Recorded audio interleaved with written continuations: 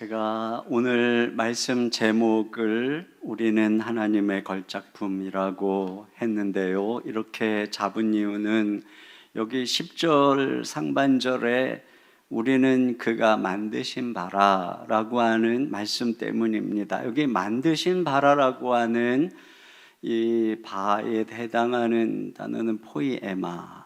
포이에마는 작품 또는 예술품이라고 하는 의미입니다. 우리가 누구냐? 하나님께서 만든 작품, 걸작품이라는 것이죠. 오늘날 교회와 성도들이 세상으로부터 욕을 먹고 있는데 주님은 우리더러 걸작품이라고 말씀하세요. 주님의 선언과 우리의 현실의 격차가 너무나 커서 믿어지지 않는 선언입니다. 근데 하나님께서는 경건하지 않은 아브라함에게 경건하다 여기시고 무자한 그에게 네가 하늘의 별처럼 큰 민족을 이룰 것이다 라고 말씀하셨는데 믿었더니 하나님께서 그렇게 이루셨습니다. 사기꾼 야곱을 선택해서 네가 이스라엘이다 하시는 축복도 안 믿겨지는데 결국 하나님이 그렇게 만드십니다. 그러니까 여러분, 우리에게 필요한 것은 우리의 지금 어떠함보다도 우리를 향한 하나님의 말씀에 신뢰를 두는 것입니다. 사람들의 말이 아니라 주님의 선언에 신뢰를 두는 것이죠. 그래서 오늘 이 말씀을 통해서 우리가 왜 걸작품인지, 어떻게 그게 가능한지, 그 걸작품이라고 하는 작품의 우수성은 어디에 있는 것인지, 우리의 존재 목적은 무엇인지 함께 생각을 해보려고 합니다.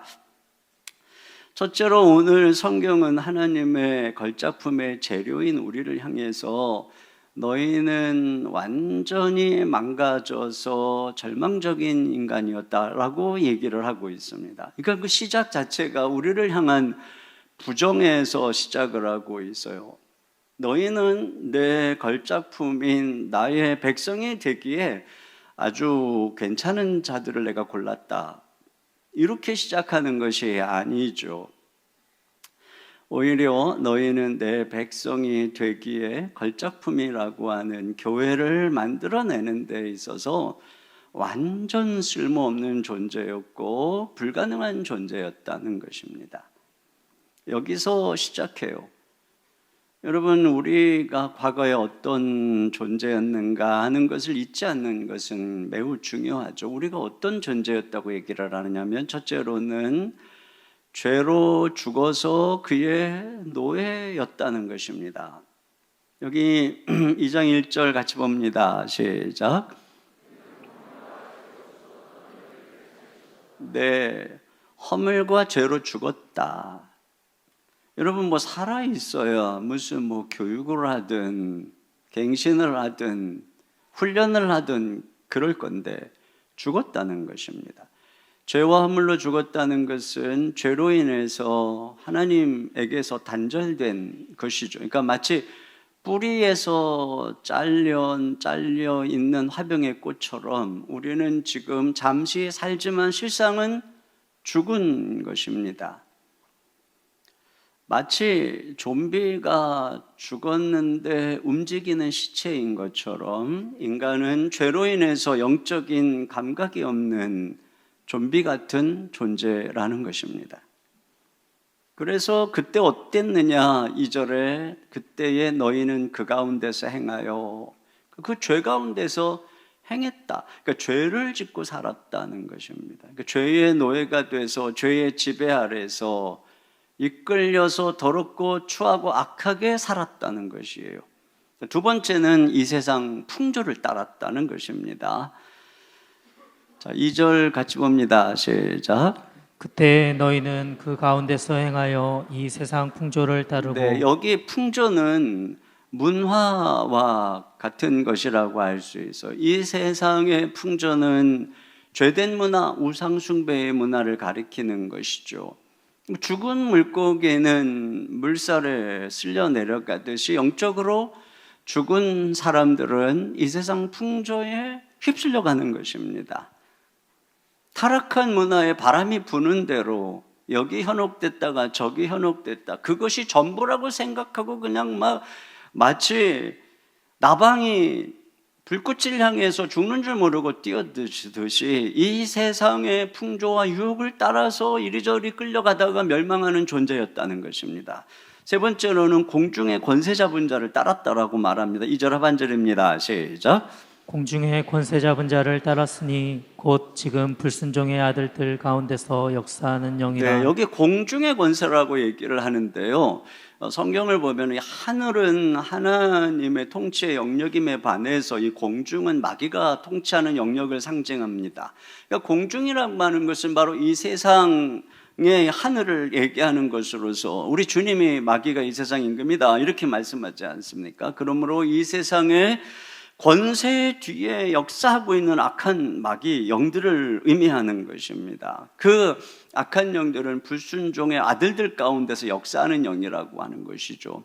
네, 불순종이 죄를 짓고 있는 죄의 노예가 된 아들들 속에서 역사하는 바로 그 악한 영들에 의해서 이 세상의 풍조가 만들어지는 것이죠.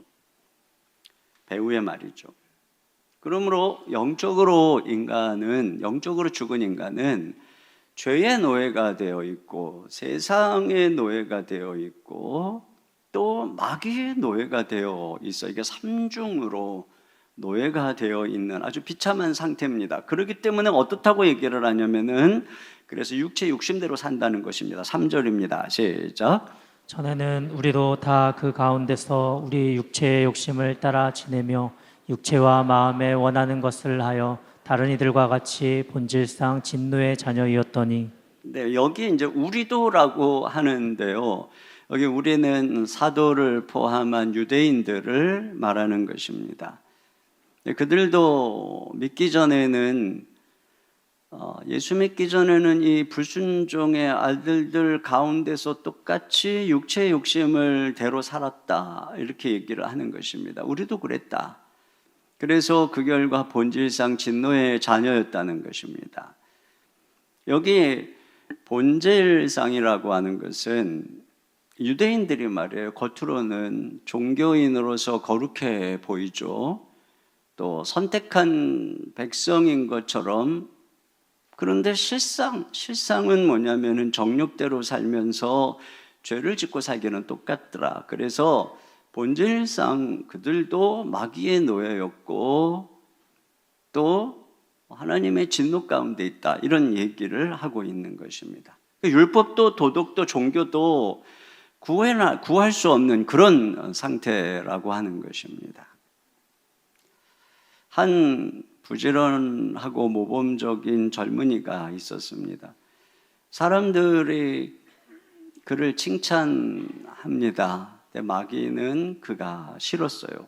어느 날 사탄이 그에게 다가와서 10개의 병을 내보이면서 한 개는 독약이 들어있고 나머지 9개에는 꿀물이 들어있다.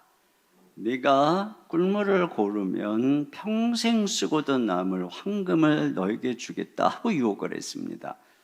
확률은 9대 1이니까 혹했죠. 그래서 골랐는데 운이 좋게도 꿀물을 골랐습니다. 그랬더니 정말 황금 덩어리를 주는 겁니다. 그러면서 황금이 떨어지면 또 오라고. 그래서 일 안 해도 엄청난 재산이 있으니 도박에 빠져서 신나게 유흥을 즐기다가 돈과 집을 다 잃어버리고 탕진했습니다. 근데 그때 이제 사탄이 생각이 났죠. 또 다시 갔어요. 다시 고르라는 겁니다. 아직도 8개나 꿀물이고 하나만 독약이니까 다시 골랐는데 또 운이 좋게 꿀물을 골랐습니다. 또다시 황금을 얻었어요. 더 빠르게 황금은 떨어졌고 다시 찾아갈 때마다 그는 운이 좋게도 늘 꿀물을 골랐습니다. 사실은 사탄은 처음부터 다 꿀물만 가지고 있었던 거예요. 그의 목적은 황금으로 이 젊은이를 유혹해서 청춘을 낭비하도록 하는데 목적이 있었던 것입니다. 여러분, 이와 같이 말이죠. 사탄은 이 죄로, 세상의 풍조로, 그래서 우리로 하여금 정욕대로 살다가 하나님의 진노 아래 떨어지게 만드는 것, 이것이 바로 사단의 목적인 것이죠. 이와 같은 인간의 실상에 대해서 어거스틴이 이런 이야기를 했어요. 인간이 타락 이전에는, 그건 아담과 하와 처음에는 죄가 없었지만 죄를 지을 수 있는 상태였다. 그래서 죄를 지었죠. 근데 그렇게 타락한 이후에는 인간이 아무리 죄를 짓지 않으려고 해도 죄를 짓지 않을 수 없는 상태다라고 이야기를 했습니다. 그러니까 오늘 본문이 그걸 보여주는 것이죠. 그러니까 완전히 절망적인 상태로 모두가 다 죄 가운데 있는 것이에요. 그런 면에서 우리가 우리들의 이런 존재를 깨달아야 됩니다. 우리가 예수님 안에서 조금 거룩해지고 있다고 그래서 내 자신의 어떤 행위에서 나의 잘남과 어떤 자격을 찾으려고 하는 것처럼 어리석은 일이 없죠. 우리 교회가 그래도 나 같은 사람이 있으니까 괜찮은 교회지. 내가 우리 교회를 빛내는 존재야 라고 생각하는 순간에 우리는 나락으로 떨어지는 것이고, 그런 자랑에서 올라오는 것은 추하고 더러운 냄새뿐인 것입니다. 근데 이렇게 망가진 우리가 어떻게 하나님의 걸작품인 교회가 되었을까요?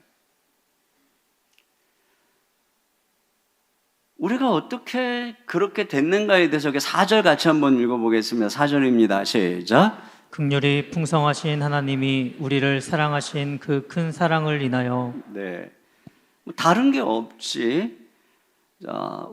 긍휼 그리고 사랑이라고 하는 단어를 말씀하고 있습니다. 우리의 어떠함은 전혀 없어요. 우리 주님이 우리를 긍휼히 여겼습니다. 큰 사랑, 그 사랑이 무엇인가?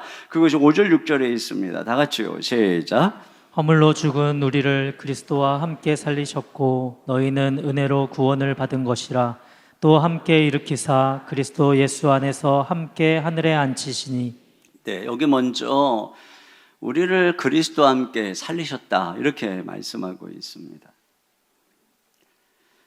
우리의 신세는 마치 그 자녀가 갱단에게 납치돼서 마약에 중독이 돼서 어떤 환락가에 팔려서 자기가 누군지도 모른 채 몸을 팔며 악한 마피아 집단의 감시하에 갇혀서 소망이 없는 상태와 같다고 할 수 있습니다. 우리의 신세가 지금 그런 것이죠. 근데 그런 우리를 하나님이 긍휼히 여긴 것입니다. 그래서 어떻게 했느냐? 당신의 아들을 우리를 위해서 이 땅에 보낸 것이죠. 성경은 어둠의 세상에 빛이 비추었다. 그분이 오셔서 우리를 위해 값을 다 지불하고 죽으셨습니다. 그리고 하나님께서는 그 죽으신 예수님을 부활시켜서 우리의 주와 그리스도로 삼으셨습니다. 그래서 누구든지 그 예수님을 믿으면 그 분과 함께 죄 아래서 죽고 그분과 함께 살아난다는 거예요. 새로운 생명을 얻는 것이죠. 드디어 내가 누군지 영적인 감각이 생기고 하나님을 알게 되고 말씀이 들리는 것이죠. 그 능력으로 살아난 사람들이 교회입니다. 엄청난 우리 주님의 사랑, 긍휼, 그 능력으로, 그래서 지금 우리가 함께 주의 말씀을 듣고 있는 것이죠. 두 번째는 그리스도와 함께 일으키셨습니다. 여기 예수님께서 여기 일으켰다는 것은 예수님이 부활하셨습니다. 그 부활하신 예수님이 하늘로 올리우셨죠. 이걸 가리키는 것입니다. 이것은 우리가 그 예수님과 함께 같이 하늘로 올렸다는 거죠. 이것은 우리를 하나님이 이 죄악된 세상에서 거룩한 하늘로 소속을 옮겨주셨다는 것입니다. 마치 아브라함이 하란 땅에서 우상을 숭배하면서 살 때에 어느 날 하나님이 그를 불러서 가나안 약속의 땅으로 인도하듯이 세상 풍조 속에서 우상 숭배하던 우리를 하나님이 하늘의 시민으로 불렀다는 것입니다. 시몬 베유라고 하는 분은 이 세상에는 추락하는, 떨어지는 힘 외에도 하늘로 솟아오르는 힘이 있다, 이런 얘기를 했어요. 높이 있는 사과를 떨어지게 만드는 힘, 무거운 물체를 떨어지게 하고, 자, 우리로 이 지구의 땅을 디디게 하는 이 중력이 있습니다. 추락하게 하는 힘이죠. 그런데 작은 씨앗이 싹을 틔우고 햇빛을 받아서 광합성을 하면서 하늘 높이 자라서 열매를 맺게 하는 이 중력을 뚫고 올라가는 힘이 있습니다. 이 세상에 존재하는 이 두 가지 힘을 시몬 베유는 중력과 은총이라고 표현을 했습니다. 타락한 세상에는 우리를 잡아당기는 죄의 중력이 있어요. 이게 얼마나 무거운지 한 사람도 예외 없이 다 죄 아래에서 하나님의 진노 가운데 있는 것입니다. 그런데 여기서 우리를 하늘로 올리는 예외적인 은총의 힘이 있다는 것입니다. 그게 무엇인가? 바로 하늘로 올라가신 그리스도, 그 분과 함께 우리를 하늘로 올리우시는 능력인 것이죠. 그것이 바로 우리 가운데 성령이 함께 하셔서 우리가 더 이상 세상 풍속을 따라가지 아니하도록, 세상의 가치관과 더러운 문화를 따라가지 않고 오히려 이 세상의 죄의 중력을 거슬러서 하나님의 자녀로 자라게 하는 능력, 이것이 바로 교회 안에 우리 주님이 부어주신 은혜라고 하는 것입니다.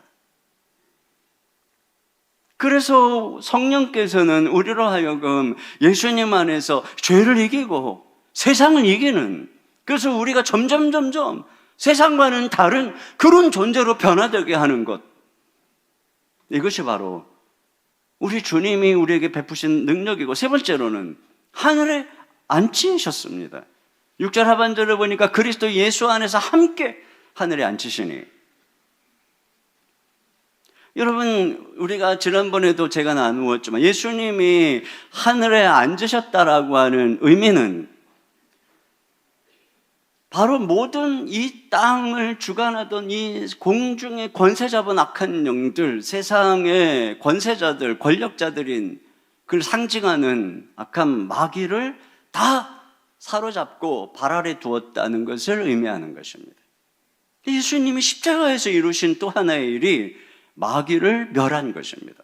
그래서 골로새서 2장 15절을 세 번역으로 같이 봅니다. 다 같이요. 시작. 그리고 모든 통치자들과 권력자들의 무장을 해제시키시고 그들을 그리스도의 개선행진의 포로로 내세우셔서 무사람의 구경거리로 삼으셨습니다. 네, 이것이 바로 그 모든 마귀를 무장해제시키고 통치하는 것이 우리 주님의 우편에 앉아 계신 것인데, 우리가 그 주님과 함께 앉았다는 것은 무엇이에요? 이제 우리를 지배하고 있었던 악한 마귀로부터 우리가 벗어났다는 것입니다. 아니, 벗어난 것이 아니라 그들을 우리 성도들의 발 아래 밟았다는 것입니다.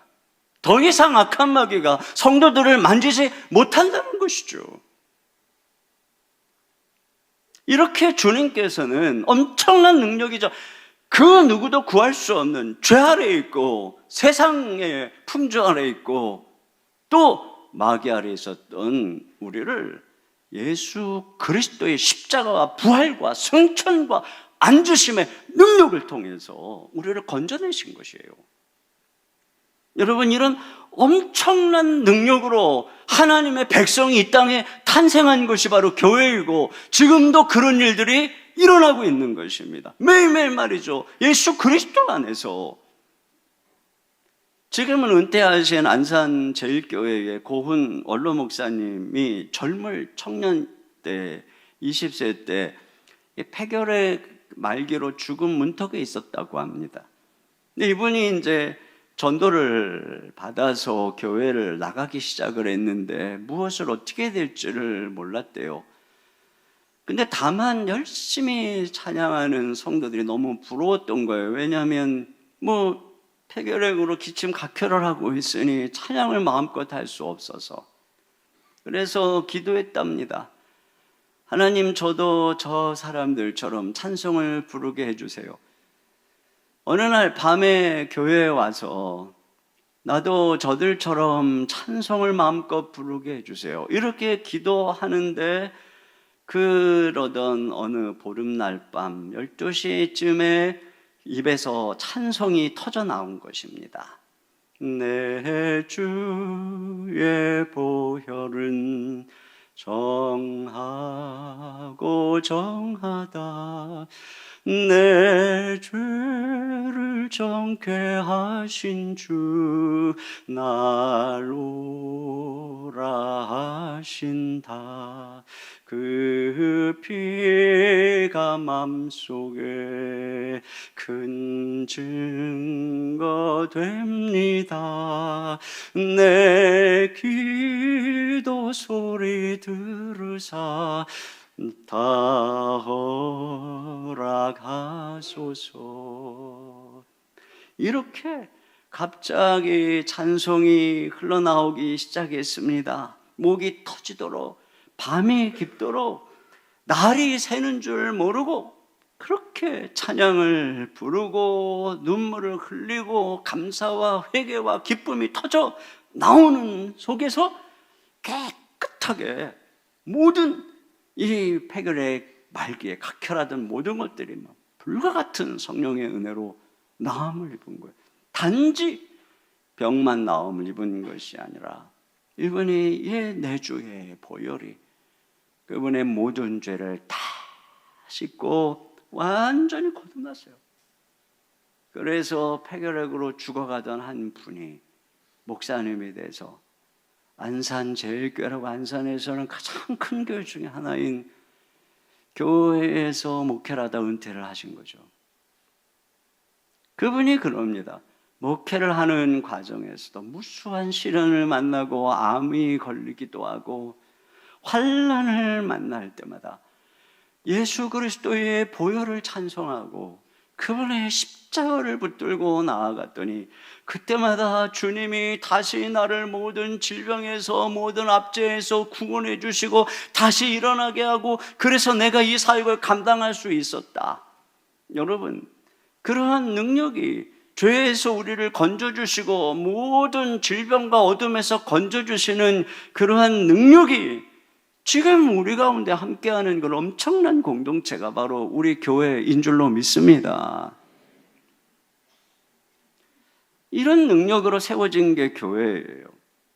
그런데 오늘 성경은 이것이 이런 은혜의 한가운데 있는 우리에게 이것이 은혜라고 얘기를 하고 있어요. 그래서 5절에서 8절까지 은혜를 강조하는데, 자, 8절을 한번 다 같이 읽어보도록 하겠습니다. 8절 읽습니다. 시작. 너희는 그 은혜에 의하여 믿음으로 말미암아 구원을 받았으니 이것은 너희에게서 난 것이 아니요 하나님의 선물이라. 행위에서 난 것이 아니니 이는 누구든지 자랑하지 못하게 함이라. 네. 그러니까 이것이 우리의 행위에서 우리가 잘나서 이런 일들이 우리에게 일어난 것이 아니라 전적인 하나님의 은혜였다는 것입니다. 그러니까 우리가 자랑하지 말아야 된다는 것이죠. 여러분, 오늘이 종교개혁 주일인데 로마 캐톨릭이 어떻게 타락을 하는가를 보면은 어느 순간부터 마리아를 숭배하고, 마리아가 죄가 없이 태어났다고 그러고, 마리아가 승천했다고 그러고, 그래서 마리아에게 기도를 하고, 교황이 무오하다고 그러고, 성자들을 숭배하고, 그러면서 예수 그리스도가 있어야 될 자리에 사람들을 세우고, 사람의 공로를 자랑하기 시작하고 교회가 제도를 숭상하기 시작하면서부터 점점 교회 안에 타락하고 썩어가기 시작한 것입니다. 그때에 오직 믿음, 오직 은혜, 이걸 내세운 것이 바로 종교개혁인 것이죠. 종교개혁의 정신은 다른 것이 아니에요. 언제나 이와 같이 자꾸 시간이 흘러가면은 인간의 공로를 자랑하는, 주님의 은혜로, 우리가 과거에 어떤 존재였냐 말이죠. 근데 거기서 그걸 잊어버리고 자꾸 자랑하고, 근데 세월이 가면은 이런 특징들이 나타나는 거예요. 그래서 가톨릭에서 종교개혁을 한 개신교도 또 100년, 200년 지나니까 똑같이 제도화되고 인간을 자랑하고 이런 일이 생겨서 또 경건지 운동이 일어난 것입니다. 또 그런 부흥이 일어나고 또 100년, 200년 또 지나니까 또 다시 그런 일이 생기니까, 그래서 다시 영국과 부흥의 대부흥 운동이 일어난 것입니다. 그 부흥 운동의 핵심은 그거예요. 다시 말씀으로, 복음으로, 은혜로 돌아가야 된다. 하나님께로 돌아가야 된다. 그러니까 우리에게는 그런 관성이 있어요. 우리 안에 종교적인 어떤 습성이 있기 때문에 세월이 지나면 이런 엄청난 하나님의 은혜를 잃어버리고 그 머리 대신 주님을 잃어버리고 어느 순간에 사람을 자랑하고 행위를 자랑하고 거기에 뭔가 있는 것처럼 말해요. 서로 사람들을 바라보고, 우리 대한민국 교회들 100년이 지나다 보니까 요즘 교회를 가보면 50년도계, 60년도계, 70년도계, 아마 우리처럼 20년도계 아니라 어린 교회에 속하는 거예요. 근데 그런 교회들의 특징이 무엇입니까? 자랑하는 거예요. 인간을 자랑하는 거예요. 그러니 모든 능력들이 다 사라지고 인간의 썩은 냄새만 진동을 하는 거죠. 은혜로 돌아가야 되는 것입니다. 은혜로.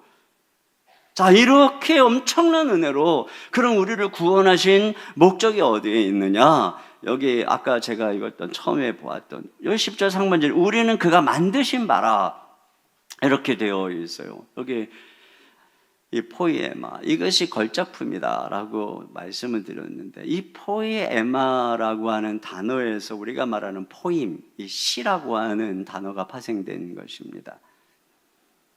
여러분, 시인이 시를 어떻게 쓰는가를 생각해 보면, 하나님이 걸작품인 이 포이에마에는 우리를 향한 주님의 그 깊은 심사숙고한 것을 알 수 있어요.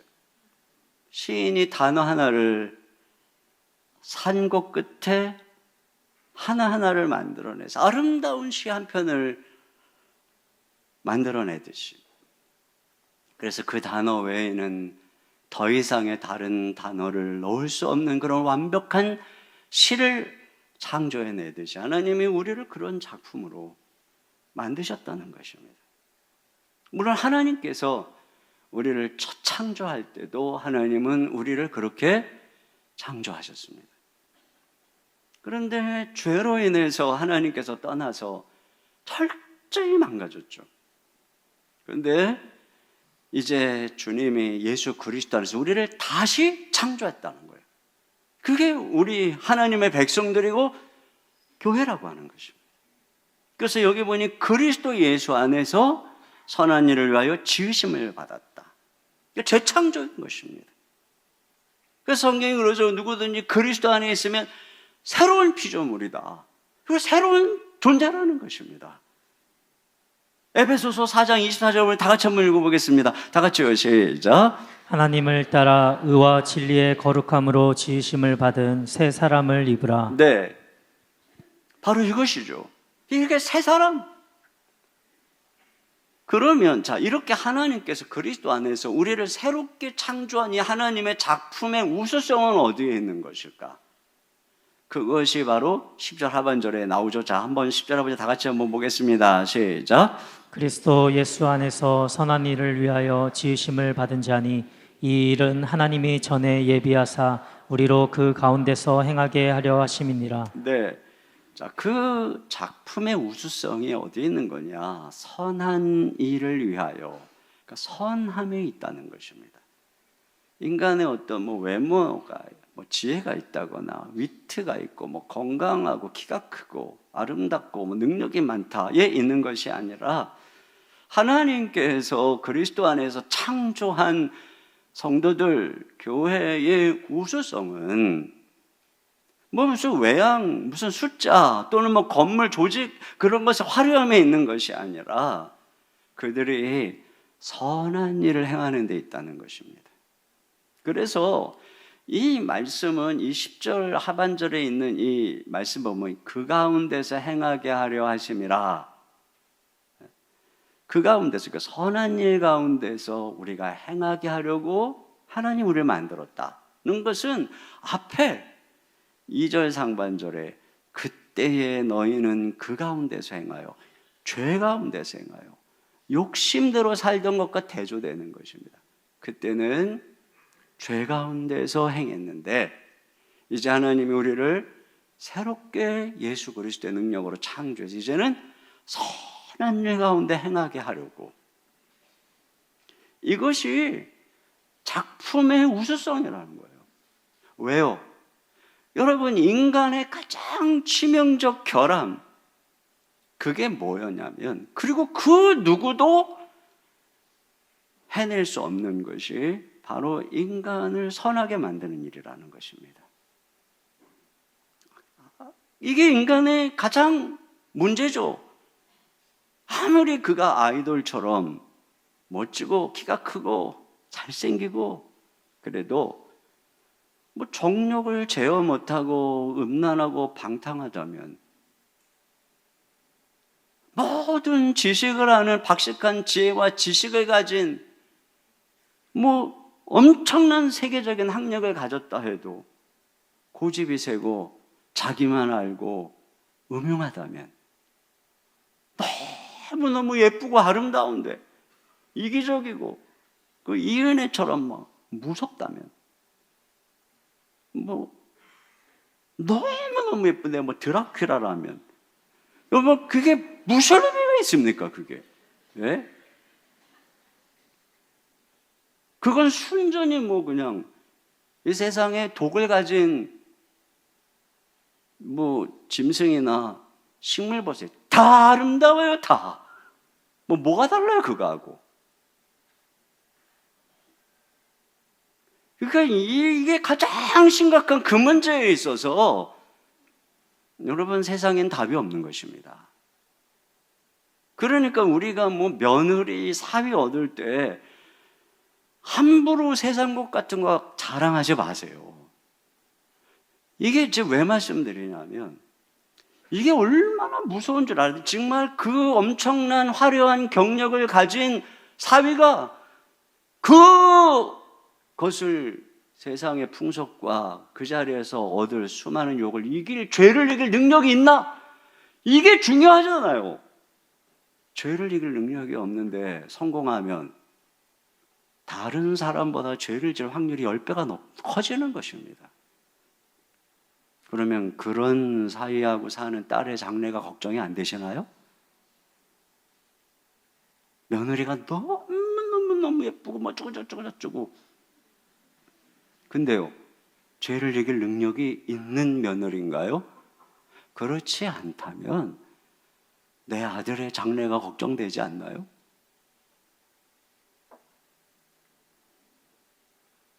그러니까 정말 중요한 건 말이에요.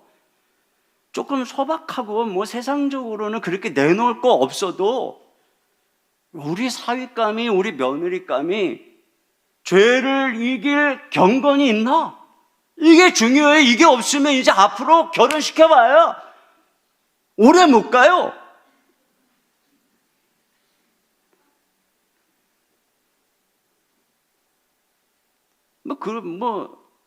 그래도 우리 사위 몇째 때 믿음의 집안에서 어머니 권사님이고 할아버지가 목사님이고, 근데 우리 사위 좀 바빠서 교회 좀 안 나갈 뿐이라고.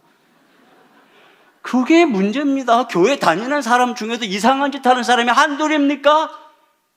목사님조차도 그러는데 예수 똑바로 안 믿으면 의미가 없어요. 뭐 믿음의 집안이다 어쩌다. 에서는 뭐 믿음의 집안 사람 아니었습니까?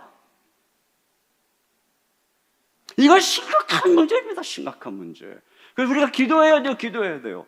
하나님, 우리 며느리감, 사위감 볼 때 너무 세상 거 헛된 거 이런 거 가지고 자꾸 같이 따지지 말게 하시고 정말 죄를 이겨 경건이 있는 신실한 형제, 신실한 자매, 우리 집안의 며느리로, 우리 집안의 사위로 맡게 해주세요. 여러분, 이런 기도하시기를 주님의 이름으로 축원합니다.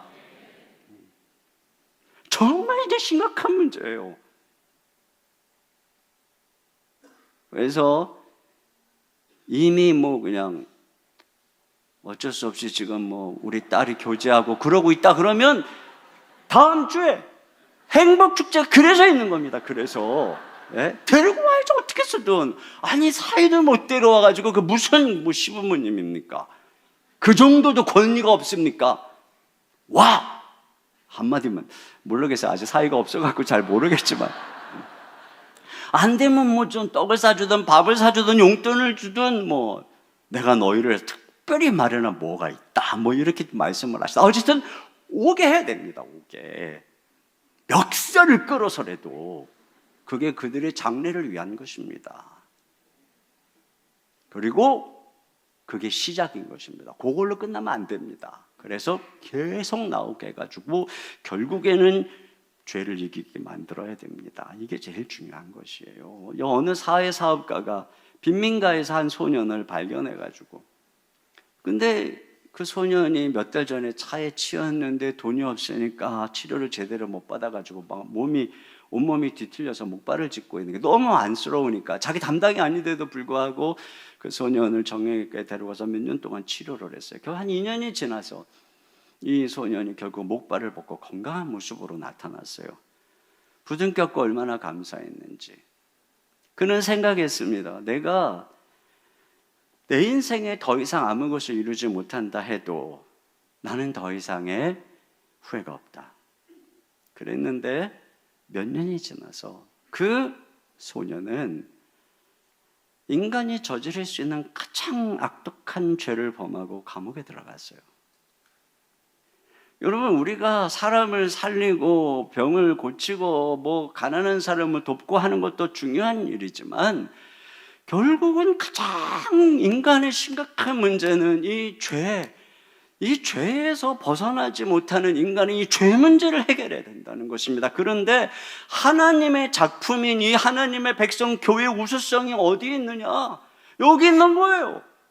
선한 일을 행하게 하려 함이라. 더 이상 마귀를 따르지 않고 세상 풍속을 따르지 않고 육체 욕심대로 살아가지 않는 것이죠. 그래서 어거스틴이 그런 이야기를 했어요. 아까 그랬죠. 타락한 인간은 죄를 짓지 않을 수 없다고. 그런데 예수를 믿는 거듭난 사람은 죄를 짓지 않을 수 있다는 것입니다. 이게 바로 신자의 능력이라는 거예요. 우리가 죄를 짓지 않을 수 있다. 우리는 선한 일을 할 수 있다. 이것이 우리의 가치라는 것입니다. 그리고 더 나아가서 천국에 가면 뭐라 그랬냐면 그때는 우리가 죄를 지을 수 없다. 그렇게 완벽하게 변화된다는 것입니다. 여러분, 우리가 구원받고 우리가 하나님 앞에 선택받은 중요한 목적, 그게 선한 일입니다.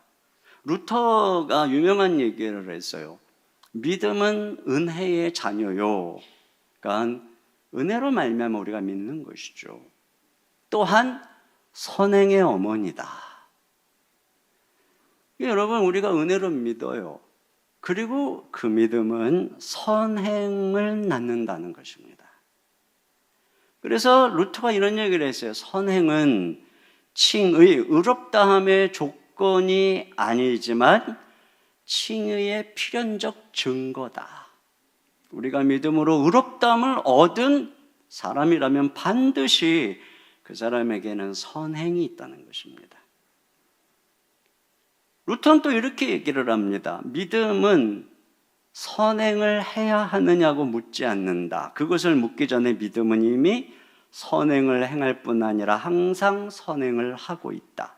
믿음과 선행을 분리시키는 것은 불과 빛을 분리시키는 것과 같다. 그렇죠. 좋은 뿌리에서 좋은 가지가 나오고 열매가 나오듯이 이게 우리가 믿는다는 게 뭐예요? 선하신 우리 주 예수 그리스도, 우리 하나님을 믿는데 어떻게 그 믿음에서 그분을 닮은 아름다운 모습이 나오지 않을 수가 있겠습니까? 루터가 이신칭의만 강조하고 행위는 강조하지 않았다는 것은 다 거짓말이에요. 보면 볼수록. 오히려 루터는 자기가 가르친 이신칭의를 잘못 이해해서 이 방탕해지는 것을 굉장히 경계했습니다. 그래서 그가 말년에 비텐베르그 시에서 수많은 개신교인들이 이 방탕에 빠지는 것들을 바라보면서 너무 마음 아팠다라고 기록을 하고 있다는 거예요. 복음은 우리를 선한 백성으로 창조하는 것입니다. 그러므로 여러분 기억할 게 있어요. 우리는 첫째로는 늘 그 예수 그리스도의 복음이 서 있어야 됩니다. 우리가 이런 걸작품으로 창조하게 되어진 배경이 뭐냐? 그리스도와 함께, 그러니까 그리스도와 함께 살고 그분과 함께 일으키고 그분과 함께 앉았다는 것이죠. 결국은 말이에요, 이 그리스도와 함께, 이게 중요한 것입니다. 여러분, 우리가 예수를 믿는다는 것은, 그리고 우리가 이 엄청난 은혜를 받는다는 것은 함께 있는 거예요. 함께. 믿음이라고 하는 것이 그냥 지식적으로 어느 날 교회 갔더니 따라하래요. 따라했어요. 그때 구원받았대요. 그렇게 해서 내가 구원받는 거요? 여러분, 물론 그렇게 될 수도 있는데 어떤 목사님이 이런 얘기를 했어요. 여러분이 따라하는 기도문이 여러분을 지옥으로 인도할 수도 있습니다. 무슨 얘기냐? 기도문을 따라하지 말라는 게 아니에요. 그걸 내가 구원받은 걸로 착각하고, 그래 나 언젠가 사형리 갖고 영접했어, 나 구원받았어, 이렇게 착각하고 그 사람 지옥 갈 수 있다는 겁니다.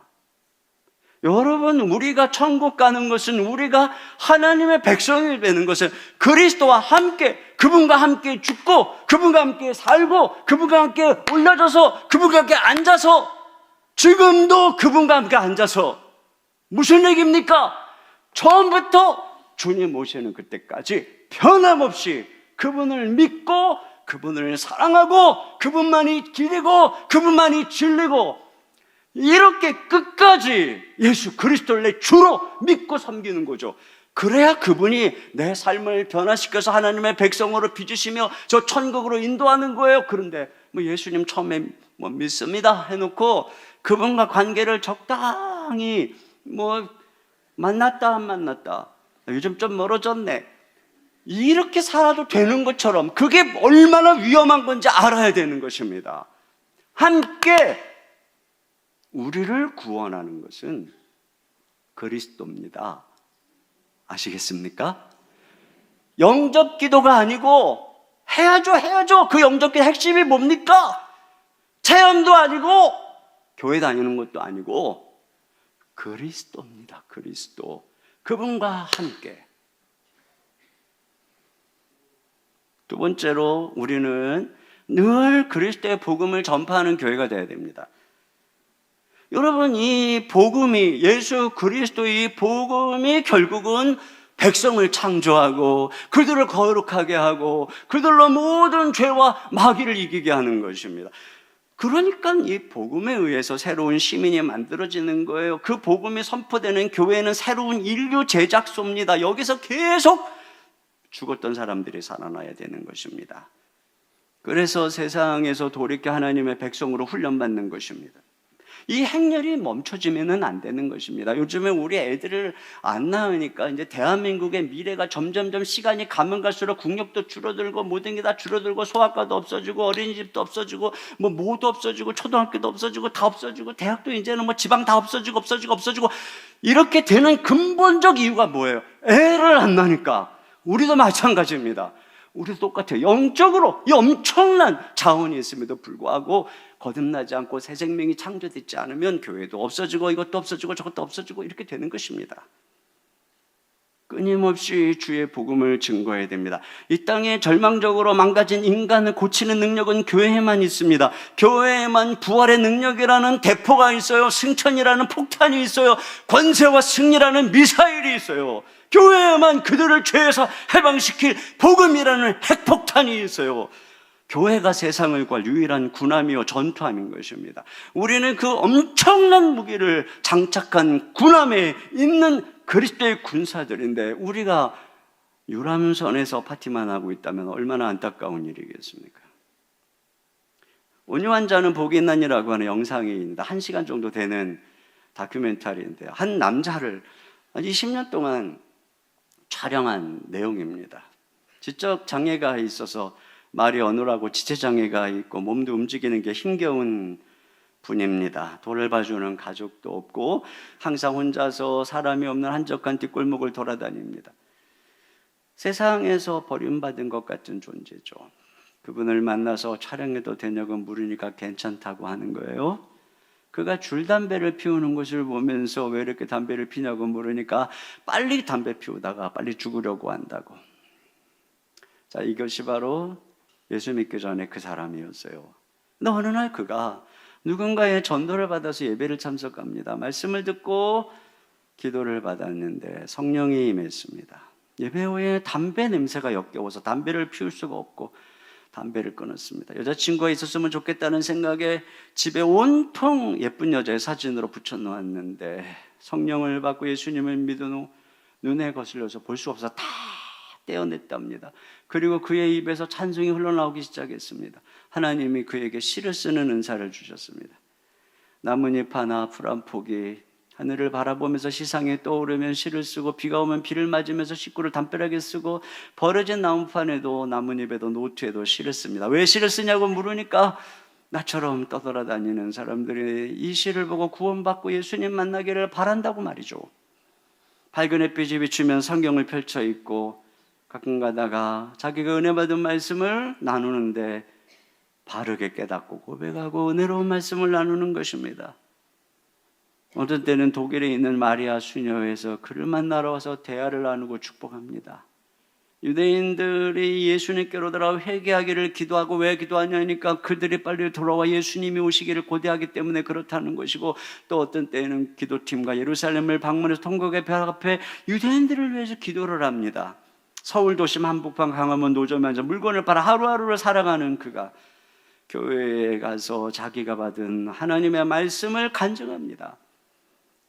그의 가장 놀라운 고백, 이렇게 고백합니다. 나는 이 세상에 하나밖에 없는 하나님의 걸작품입니다. 근데 여러분, 진짜 걸작품 아닙니까? 하나님께서 이 사람의 이전 모습과 변화돼서 살아가는 이 모습을 한번 비교해 보세요. 이것이 이 사람의 이야기만이겠습니까? 정말로 예수 그리스도와 함께 죽고 함께 올려져서 그 하늘나라의 시민답게 그분과 함께 앉아서 살아가고 있는 사람들을 보세요. 그 주님이 얼마나 걸작품으로 그의 인생을 완전히 빚으시는가. 우리 주님이 너희는 걸작품이다 라고 하는 선언은 공수표가 아닙니다. 여러분, 우리가 이것을 믿어야 됩니다. 그리고 주님의 이 약속은 우리를 결국은 그렇게 만들 거예요. 그렇기 때문에 아브라함이 믿었듯이 우리는 믿어야 돼요. 그래, 우리는 걸작품입니다. 우리는 선한 일을 위해서 지음을 받았습니다. 그렇습니다. 우리는 착한 사람입니다. 우리는 이타적인 사람입니다. 우리는 나눌 줄 아는 사람입니다. 우리는 인색하지 않고 베풀기를 좋아하는 사람입니다. 우리는 친절한 사람입니다. 우리는 미소 짓는 사람입니다. 우리는 빛의 자녀입니다. 우리는 정직합니다. 우리는 순결합니다. 우리는 하나님의 형상을 반사하는 주님의 빛입니다. 하나님의 걸작품입니다. 여러분, 이것이 우리들의 이야기인 줄로 믿습니다. 이런 옆에 분에게 같이 한번 인사할까요? 당신은 걸작품입니다. 이렇게 인사하겠습니다. 당신은 걸작품입니다. 아멘. 우리 시간에 같이 찬양 함께 드리도록 하겠습니다. 우리 나를 지으시니가 하나님, 나를 부르시니가 하나님, 나를 보내시니도 하나님, 나의 나 된 것은 다 하나님 은혜라. 우리 시간 같이 찬양하겠습니다.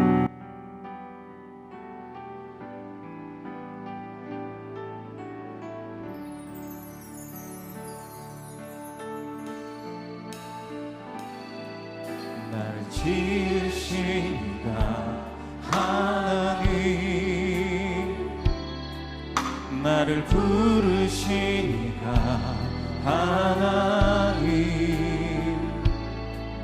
나를 보내시니도 하나님,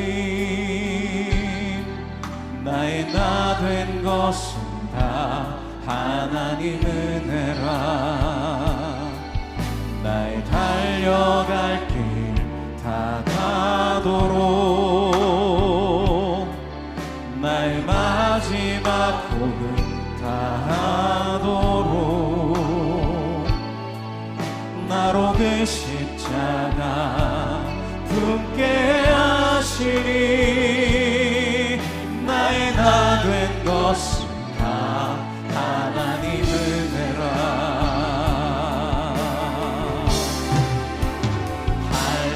없는 은혜, 갚을 길 없는 은혜, 내 삶을 애워싸는 하나님의 은혜.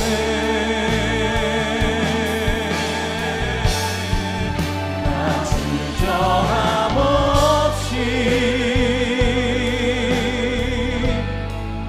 그 땅을 밟음도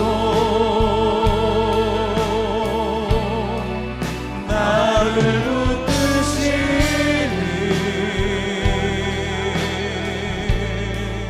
하나님의 두 손 들고 찬양합니다. 한량없는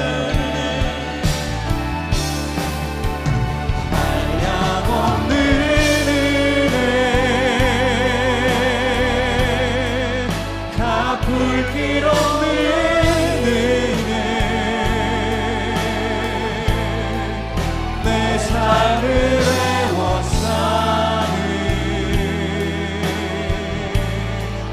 하나님의 은혜. 나 주저함 없이 그 땅을 밟음도 나를 웃으시는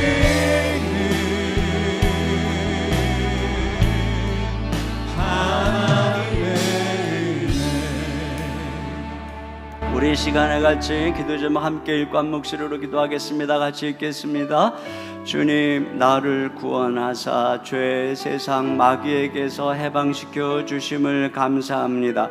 나의 이전 모습을 잊지 말고 자만치 않고 은혜 안에 거하게 하소서. 주님, 우리를 그리스도와 함께 살리시고 일으키사 하나님의 거룩한 백성이 되게 하신 하나님의 크신 은혜와 능력을 날마다 충만히 경험케 하소서. 주님, 우리 교회가 늘 그리스도의 복음 위에 서서 그리스도의 복음만을 전파하는 하나님의 걸작품으로 가득한 공동체가 되게 하소서. 행복축제를 통해 모든 VIP들이 하나님의 걸작품으로 거듭나게 하소서. 우리가 참 목소리로 기도하겠습니다. 아버지 하나님,